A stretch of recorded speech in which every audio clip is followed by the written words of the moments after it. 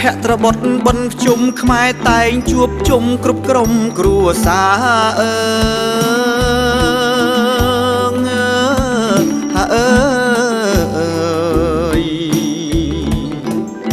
ប្រជាប្រុសស្រីគ្រប់អាត្មាទៅវត្តទៅវាយ៉ាងសប្បាយហើយអើយទៅវត្តទៅវាយ៉ាងសប្បាយ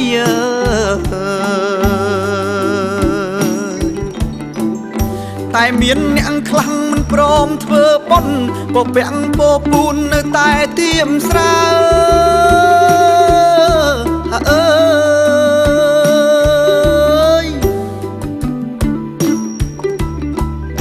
មិនដែលខ្វាយខ្វល់ពីរឿងធម៌អាគិតតែស្រីស្រាភ្លេចដូនតាឈឹង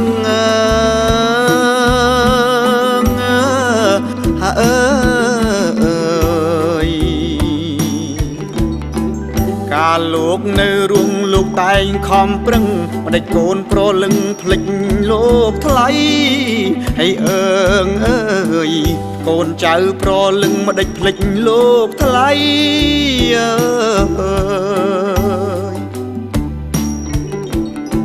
ខំដើម្បីកូនទាំងប្រុសស្រីហ៊ានធ្វើគ្រប់អ្វីទៅខ្លាយជាប្រែត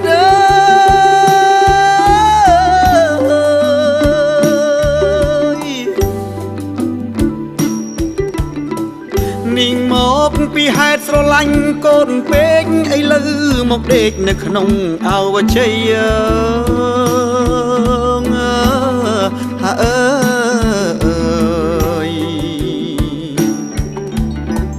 កូនចៅគួរដឹងត្រូវប្រឹងលោកលៃប្រឹងកែប្រឹងឆ្នៃឲ្យលោកបានស្បើ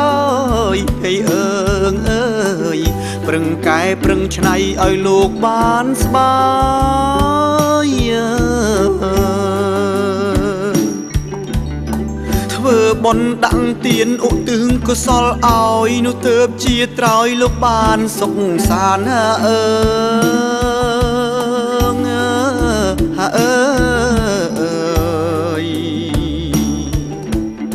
ធ្វើចង្ហាន់បិណ្ឌបាតប្រគេនព្រះសង្ឃនិងព្រះកនឡោមគឺពុកនិងម៉ែ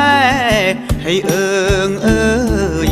មិនត្រូវភ្លេចទេពុកម៉ែដូនតា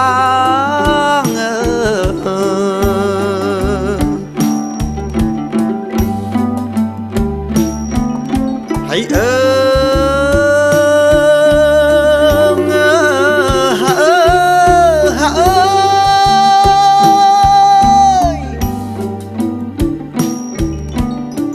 យាយតាមីងមាជាទីរាប់អាន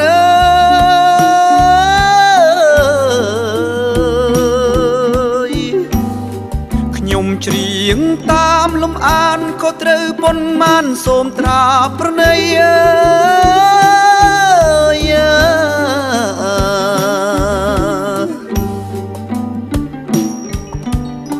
ខ្ញុំគឺជាអ្នកចម្រៀងសាំងម៉ៃមកច្រៀងចាប់បីរឿងអីមិនផ្លាត់ណា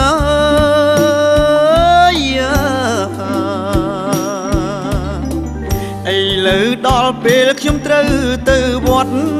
ព្រោះចិត្តអើយមិនស្ងប់ខ្លាចដូនតាគាត់រកមិនឃើញខ្ញុំអើយកុំសោយអើយកុំយំពុកម៉ែមីងអ៊ំទៅវត្តជុំគ្នាអើយលៀងកម្មអើយលៀងពីសូមឲ្យដូនតាទៅកាន់ឋានសួគ៌អើយ